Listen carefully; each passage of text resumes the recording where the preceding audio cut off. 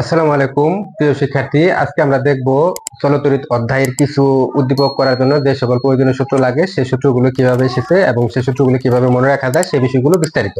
আমরা এসএসসি তে একটা সূত্র জানি যে পি সমান ভিআই, পি সমান আই স্কোয়ার আর, পি সমান বি স্কোয়ার বাই আর। আমরা এই সূত্রটি জানি।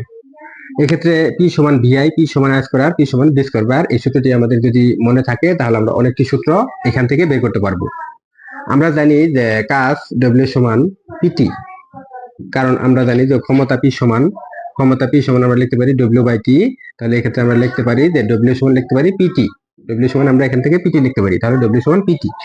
এই পি এর জায়গায় যখন আমরা এই পি সমান যখন ভিআই বসাবো, এই ভিআই যখন বসাবো তখন আমরা লিখবো ভিআইটি। আবার এই পি এর সময় যখন আমরা আই স্কোয়ার আর বসাবো তখন আমরা লিখতে পারবো আই স্কোয়ার আর, এই যে ক্ষেত্রে একটা টি আছে, এই টি আই স্কোয়ার আর টি। ঠিক একইভাবে আমরা লিখবো এই পি এর জায়গায় আমরা পরবর্তীতে বসাবো আমরা বি স্কোয়ার বাই আর, তখন আমরা লিখতে পারবো V square by R into T. অর্থাৎ আমরা একটি সূত্র পেলাম যে ডব্লিউ সমান VIT I square R T সমান V square by R T. অর্থাৎ এই কৃত কাজ, বিদ্যুতের ক্ষেত্রে যে কৃত কাজটা আমরা পাবো, কৃত কাজ, এই কৃত কাজে কিন্তু ব্যয়িত শক্তি, বিদ্যুতের ব্যয়িত শক্তি ডব্লিউ সমান ভিআইটি সমান আই স্কোয়ার আর টি সমান V square by R into T. এটা উত্তর কিন্তু হবে অবশ্যই ঝুলে, এটা কিন্তু ঝুলো হবে। অর্থাৎ আমাদের অনেক সময় দিয়ে দিবে যে একটি ইলেকট্রিক কেটলি এর মধ্যে এই 2 এম্পিয়ার কারেন্ট যদি প্রবাহিত হয় তখন এই কেটলির ইলেকট্রিক কেটলির রোধ দেওয়া থাকবে এবং সময় দিয়ে দিচ্ছে 2 মিনিট, তখন কত তাপ উৎপন্ন হবে, অর্থাৎ এই কৃত কাজটি কিন্তু তাপ হবে। এখন যদি কোনো সূত্রের মধ্যে, অঙ্কের মধ্যে যদি জুলে উত্তর দিতে বলে, অর্থাৎ কত জুল তাপ উৎপন্ন হবে, তখন কিন্তু আমরা এই সূত্রটি ব্যবহার করব। অর্থাৎ কৃত কাজের কথা বললে আমরা এই সূত্র ব্যবহার করব, আর যদি তাপের কথা বলে তাহলে আমরা এই এইচ এর ডব্লিউ এর জায়গায় আমরা এইচ দিয়ে দিব তাপ। এই সমান আমরা এই একই সূত্র লিখবো ভিআইটি সমান আই স্কোয়ার আর টি সমান V square by R into T, এবং এক্ষেত্রে লিখবো আমরা জুল। অর্থাৎ কৃত কাজ বলে এই সূত্র ব্যবহার করব এবং তাপ বলে আমরা এই সূত্র ব্যবহার করব। এখন আমরা যদি অনেক সময় বলে যে কত ক্যালোরি তাপ উৎপন্ন হবে, তাহলে আমাদের একটি বিষয় মনে রাখতে হবে। আমরা জানি যে 4.2 জুল সমান হচ্ছে 1 ক্যালোরি। 4.2 জুল মানে হচ্ছে 1 ক্যালোরি। তাহলে আমরা বলতে পারি যে 1 জুল সমান 1/4.2 ক্যালোরি হবে। এটা যদি আমরা ভাগ করি তাহলে হবে 0.24 ক্যালোরি। যখন ক্যালোরিতে বলবে তার মানে আমরা পেলাম যে 1 জুল সমান এত ক্যালোরি। 1 জুল সমান যদি এত ক্যালোরি হয়ে থাকে তখন কিন্তু আমাদের এই সূত্রটি কিন্তু এরকম দাঁড়াবে, এর সমান 0.24 ভিআইটি। অর্থাৎ এই যে 0.24 যে আমরা পেয়েছি, এই 0.24 এক্ষেত্রে 0.24 ভিআইটি। আবার ঠিক একইভাবে এক্ষেত্রে হবে, এটা কিন্তু আমাদের ক্যালোরিতে যাচ্ছে, অর্থাৎ সবকটি কিন্তু একক, কিন্তু এক্ষেত্রে ছিল সবকটি জুল, এক্ষেত্রে সবকটি যাবো ক্যালোরিতে। এবং এক্ষেত্রে আমরা পাবো 0.24 আই স্কোয়ার আর টি। অর্থাৎ এই যে 0.24 এর সাথে আমরা দিয়ে দিব আই স্কোয়ার আর টি, এটা কিন্তু ক্যালোরি। ঠিক একইভাবে এখান থেকে আমরা লিখতে পারবো 0.24 V square by R into T, এবং শেষে আমরা কি দেবো, প্রত্যেকটি একক কিন্তু ক্যালোরি। অর্থাৎ ক্যালোরিতে যখন বলবে তখন আমাদের সূত্র ব্যবহার করতে হবে আমাদের এইটি, এবং জুলে যখন বলবে তখন সূত্র ব্যবহার করতে হবে আমাদের এইটি। আসলে এই সূত্র এবং এই সূত্র সেম একই সূত্র, জাস্ট কৃত কাজে বললে আমরা ডব্লিউ লিখবো এবং উৎপন্ন তাপ বলে আমরা এইচ লিখবো, আর বাকিটুকু কিন্তু সব সেম রয়েছে। এবং এই সূত্রের সাহায্যে আমরা যে কোনো ধরনের উদ্দীপকের অঙ্ক করতে পারবো। আমাদের অনেক সময় বলে দেয় যে একটি হিটার, আমরা ধরলাম যে একটি হিটার, এই হিটারের মধ্যে 2 মিনিট বিদ্যুৎ প্রবাহিত করা হয়েছে এবং হিটারের তারের মধ্যে যে রোধ আছে সে রোধও দেওয়া আছে, বললো যে সে কত লিটার পানি গরম করতে পারবে। সেক্ষেত্রে আমরা জানি যে কত লিটার পানি গরম করতে পারবে, হিটারে যে তাপটা উৎপন্ন করবে এই তাপটাই কিন্তু আবার পানি গ্রহণ করবে। এই জন্য গৃহীত তাপ সমান বর্জিত তাপ আমরা বলতে পারি। গৃহীত তাপ যদি আমাদের Q1 হয় আর বর্জিত তাপ যদি আমাদের Q2 হয়, অথবা আমরা গৃহীত তাপকে যদি আমরা H1 দ্বারা প্রকাশ করি, এবং বর্জিত তাপকে যদি আমরা H2 দ্বারা প্রকাশ করি, একই কথা, এখানে কোনো সমস্যা নেই। তাহলে আমরা এই যে গৃহীত তাপ কে গ্রহণ করছে, পানি গ্রহণ করছে, এই জন্য হচ্ছে এম এস ডেল থিটা, অর্থাৎ এম এস ডেল থিটা পানি গ্রহণ করছে। এবং এটা হচ্ছে আমাদের কে তাপ দিছে গৃহীত তাপ, আর বর্জিত তাপ কে তাপ বর্জন করছে হিটারে তাপ বর্জন করছে। তাহলে হিটারের ক্ষেত্রে আমরা সূত্র ফেলবো 0.24 ভিআইটি। অর্থাৎ এই 0.24 এই যে এইচ সমান 0.24 বিআইটি। এক্ষেত্রে উত্তর যদি ক্যালোরিতে চায় তখন কিন্তু এই সূত্র ব্যবহার করব, ক্যালোরিতে চাইলে এই সূত্র ব্যবহার করব। আর যদি জুলে চায় তাহলে কিন্তু আমরা এই 0.24টা এটা আমাদের দিতে হবে না, তখন আমরা শুধু এটা দিব। এখন অঙ্কের মধ্যে যদি ভিআইটি এর মান যদি দেওয়া না থাকে, যদি দেওয়া থাকে আমাদের আর রোধের মান দেওয়া থাকে, তখন আমরা এই সূত্র ব্যবহার করতে পারবো আই আর টি, আর এক্ষেত্রে রোধের মান দেওয়া আছে। অথবা এটাও যদি না মিলে তখন কিন্তু বি স্কয়ার বাই আর এটা দ্বারা আমরা করতে পারবো। অর্থাৎ একই সূত্র, এক্ষেত্রে আমরা অঙ্কের ডাটা দেখে আমরা নির্ধারণ করব এই সূত্রটি করবে নাকি এই সূত্রটি করবে নাকি এই সূত্রটি করবে। অর্থাৎ এক্ষেত্রে ডাটার উপর ভিত্তি করে আমরা এই ধরনের অঙ্কগুলো খুব সহজেই করতে পারবো। তাপের যান্ত্রিক সমতা এই সংজ্ঞাটি আমরা মনে রাখার জন্য আমরা মুখস্থ না করে এভাবে মনে রাখতে পারি যে একক তাপ দ্বারা যে পরিমাণ কার্য সম্পাদিত হয় তাকে বলা হয় তাপের যান্ত্রিক সমতা। একক তাপ দ্বারা যে পরিমাণ কার্য সম্পাদিত হয় তাকে বলা হয় তাপের যান্ত্রিক সমতা। আমরা যদি দেখি যে এইচ তাপ দ্বারা কৃত কাজ হচ্ছে আমাদের ডব্লিউ। এইচ তাপ দ্বারা কৃত কাজ যদি ডব্লিউ হয়ে থাকে তাহলে একক তাপ দ্বারা কৃত কাজ হবে আমাদের ডব্লিউ বাই এইচ। এই একক তাপ দ্বারা যে কৃত কাজটা হয়েছে এই কৃত কাজকে আমরা বলবো তাপের যান্ত্রিক সমতা। একে যে দ্বারা প্রকাশ করা হয়, তাহলে যে সমান আমরা লিখতে পারি ডব্লিউ বাই এইচ। এবং এর একক হচ্ছে জুল পার ক্যালোরি। আমরা যদি দেখি যে কাজের একক হচ্ছে জুল এবং এই তাপমাত্রা একক যদি এক্ষেত্রে ক্যালোরি যদি আমরা দেই তাহলে এর একক হচ্ছে জুল পার ক্যালোরি।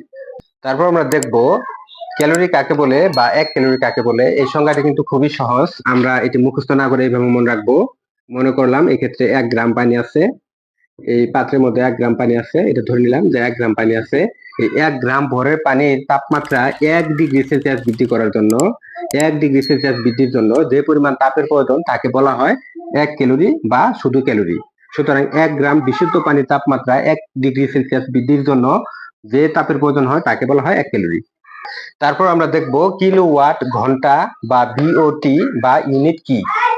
কিলোওয়াট ঘন্টা, এক্ষেত্রে দেখা যাচ্ছে কিলো মানে হচ্ছে 1000, কিলো মানে 1000, এটা মুখস্থ করবো না, আমরা টেকনিক দিয়ে মনে রাখবো। এই ক্ষেত্রে ওয়াট হচ্ছে ক্ষমতার একক এবং ঘন্টা এটি হচ্ছে ঘন্টা। অর্থাৎ ঘন্টা মানে এক্ষেত্রে আমরা মনে করবো যে 1 ঘন্টা, তাহলে 1000 ওয়াট। 1000 এই ক্ষেত্রে কিলো ওয়াট মানে 1000 ওয়াট, এবং এই ক্ষেত্রে ঘন্টা, ঘন্টা মানে হচ্ছে 1 ঘন্টা। এবং বিওটি এটি হচ্ছে বোর্ড অফ ট্রেড ইউনিট, অর্থাৎ বিদ্যুৎ বেচা কেনার জন্য সারা বিশ্বব্যাপী যে এককের পদ্ধতি চালু করা হয়েছিল সেটি হচ্ছে বোর্ড অফ ট্রেড ইউনিট বা বিওটি, অথবা বিওটি কে বলা হয় ইউনিট। আমরা কিন্তু একটা জিনিস মনে রাখবো, 1 বিওটি অর্থাৎ বোর্ড অফ ট্রেড ইউনিট মানে কিন্তু 1 ইউনিট, 1 ইউনিট। অর্থাৎ আমরা এবার বলতে পারি 2 বিওটি মানে 2 ইউনিট, 3 বিওটি মানে 3 ইউনিট। আবার 1 বিওটি মানে 1 ইউনিট সমান আবার 1 কিলোওয়াট আওয়ার, 1 কিলোওয়াট আওয়ার। আবার 2 বিওটি বা 2 বিওটি সমান 2 ইউনিট বা 2 কিলোওয়াট আওয়ার। অর্থাৎ যত বিওটি হবে ততই কিন্তু কিলোওয়াট আওয়ার হবে। এই তিনটি জিনিস কিন্তু একই জিনিস।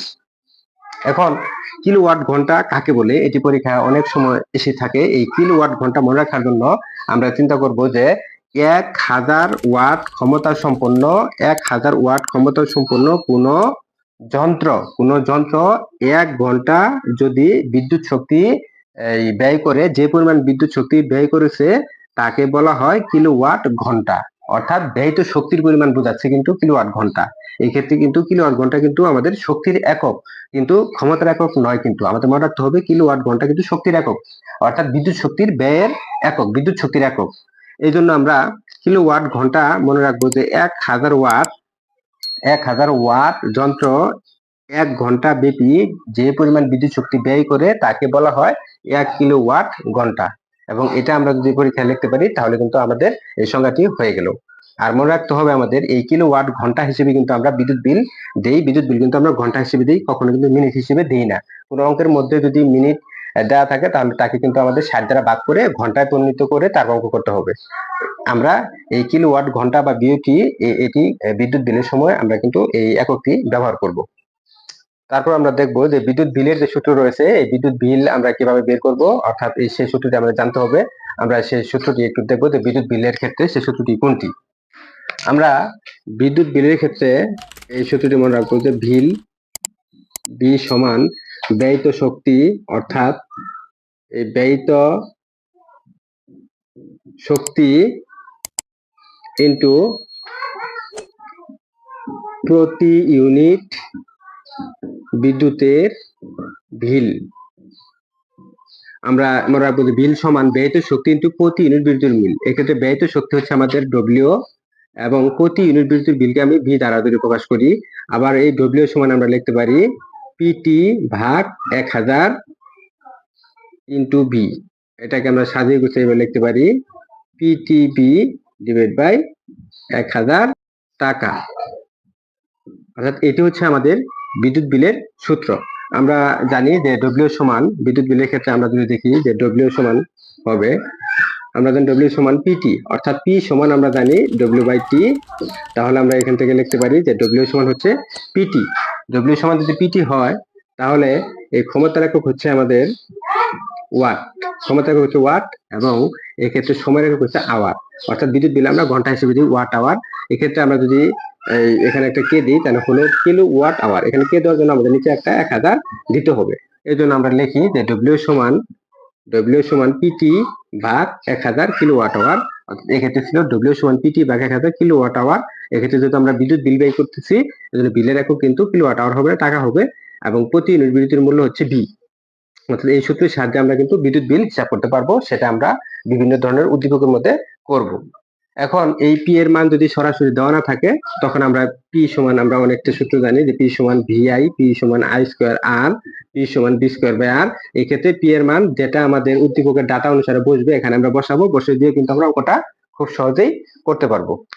তোমরা নতুন যারা এই মুহূর্তে আমার এই ভিডিওটি দেখছো চ্যানেলটি সাবস্ক্রাইব করে পাশে থাকবে। আমরা ধারাবাহিকভাবে বিভিন্ন অধ্যায়ের এমসিকিউ, সিকিউ এবং বোর্ড প্রশ্নগুলো নিয়মিত সমাধান করব ইনশাআল্লাহ।